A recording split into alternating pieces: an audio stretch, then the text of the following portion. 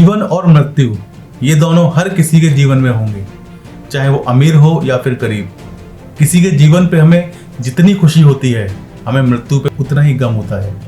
जीवन पर इसलिए खुश होते हैं हम क्योंकि अब एक नया जीवन इस दुनिया को देखेगा, और मृत्यु पे गम होता है क्योंकि अब वो इंसान कभी नहीं आएगा।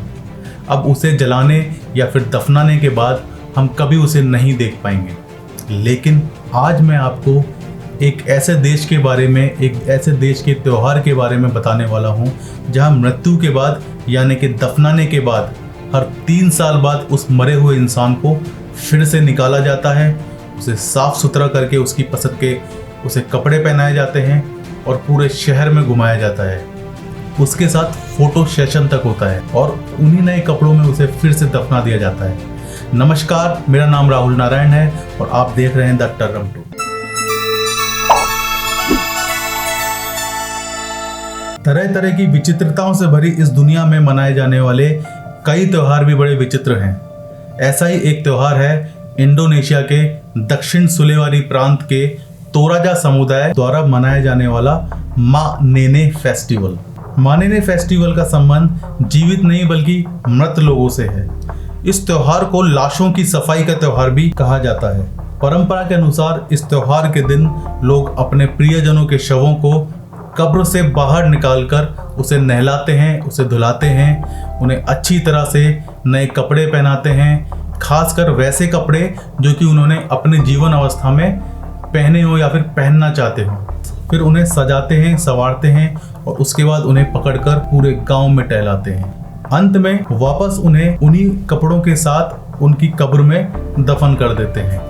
यह त्योहार हर 3 साल बाद मनाया जाता है। उस दिन मृतक के सारे सगे संबंधी एक जगह इकट्ठा होते हैं। इसके अलावा वहाँ यह भी रिवाज है कि कोई भी व्यक्ति अपने जीवन साथी की मृत्यु के बाद दूसरा विवाह तभी कर सकता है जब वो अपने मृत जीवन साथी का कम से कम एक बार मानेने कर चुका है। मानेने मतलब उसे फिर से निकाल के नीला धुला के दफना चुका है। इस त्योहार को मनाए जाने के पीछे एक प्रसिद्ध लोक कथा है।